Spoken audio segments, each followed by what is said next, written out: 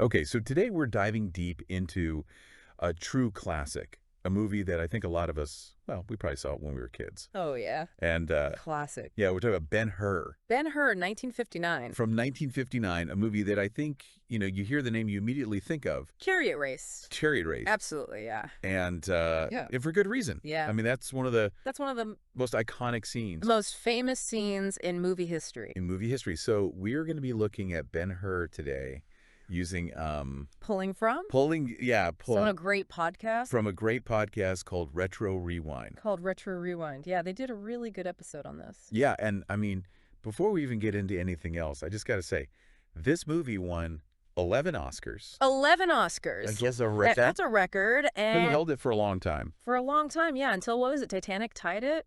Titanic tied it, and then Lord of the Rings, The Return of the King, Yeah. also tied it. So, I mean, right off the bat, we're dealing with, a pretty important movie. Huge movie. Huge movie. And I think, when we say epic, I think people know what we mean when we're talking about Ben-Hur. Like, it really defined, I think. defined, I think, what a Hollywood epic is. Yeah. And, this came out, like we said, 1959, sort of the golden age of these big, huge movies. Yeah, when these studios could, pour millions and millions of dollars. It was all practical effects, too. Into something, yeah. And they did. I mean, MGM, they put $15 million. Which back then was an unbelievable amount of money. An unbelievable, yeah. I mean, can you imagine, a studio today? Just, like, gambling. Yeah, like Their entire studio. on one movie. On one movie. It's incredible. Yeah. And it paid off, clearly. It paid off, yeah. So the basic story, a lot of people might already know this, but, we're talking about, give us the rundown. Judah Ben-Hur, right? Yeah. He's falsely accused of treason by his Roman friend, Masala. Yeah, that's a good Roman name, Masala. Yeah, and, he's sentenced to slavery. His family's in prison. The whole 9 yards. The whole 9 yards. And this sets him on this path of revenge. Right. Of revenge, but ultimately becomes this story of redemption, too. Yeah. Like I said, the chariot race, I mean, oh, yeah. that's what everyone thinks of. Everyone thinks of when they hear it. That's the image. You think of Ben-Hur, it's Charlton Heston in that chariot. Yeah. With the horses. And Retro Rewind, they pointed this out, like, on the one hand, yeah, it is this incredible action sequence. Certe told a spectacle. But, it's also... There's more to it than that, though. Yeah, it's also... There's this metaphor, right? Yeah, for his, like, internal struggle. He's driven by this need for revenge for so long. And it's like he's racing towards this goal. Yeah, and he's willing to, risk his life, risk everything to achieve that. Yeah, and I think, thinking about how they filmed it back then, it's just incredible to me. Yeah, can you imagine, like, today they would just do it all on a computer, Right. CGI, everything. It would all be green screen. But back then they built this massive... They built an entire Roman circus. An entire Roman circus, yeah, like... Like life-size, I mean, it was...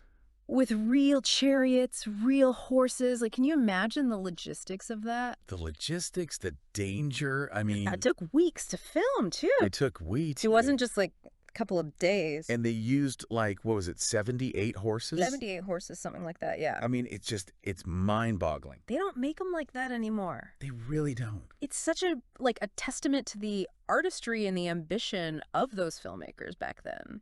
And, when you watch it, you can feel it. You can feel the weight of it, the reality of it. It's like you're transported back in time to ancient Rome. It's not, some sterile CGI thing.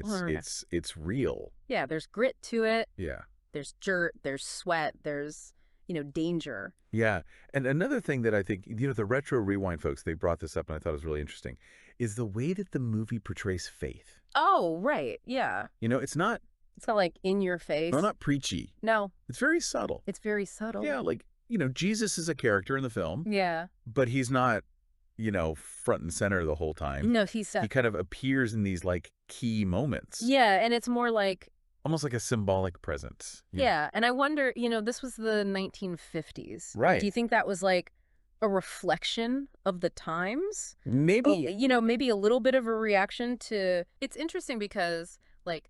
The 50s were this time of, like, post-war prosperity, but also a lot of anxiety. Yeah. You know, the Cold War, the threat of nuclear war. Yeah, so maybe it was like a way to, you know, subtly address these. Maybe, yeah, like a way to explore faith without being too Overbearing. overbearing. Exactly. But either way, it's really effective. Oh, yeah. You know, it adds this whole other layer to the story. That is this depth.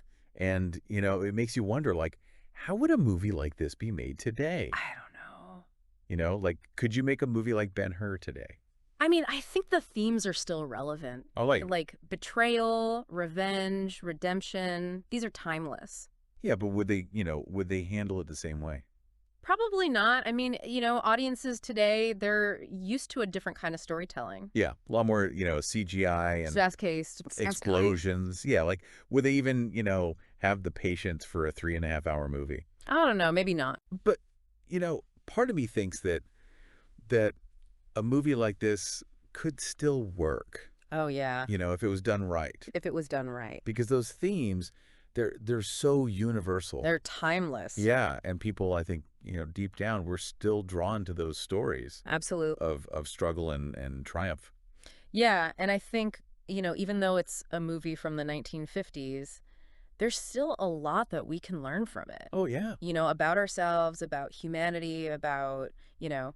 Yeah, I mean, it really is a masterpiece. It is a masterpiece. And I think, you know, anyone who hasn't seen it should definitely check it out. Yeah, it's worth it. And even if you have seen it, you know, maybe it's been a while, give it another watch. It's worth a rewatch for sure. You know, you might be surprised at how well it holds up. Absolutely. So that's Ben-Hur. Ben-Hur, an epic tale. An epic tale for the ages. For the ages, yeah. And, you know, it makes you think, what kind of epics are we making today?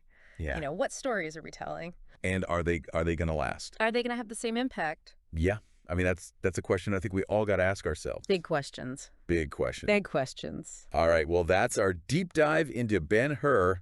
Ben-Hur, a classic. A classic. And we'll see you next time. See you next time. For another deep dive. Another deep dive. Into movie history. Movie history. All right. Take care. See ya.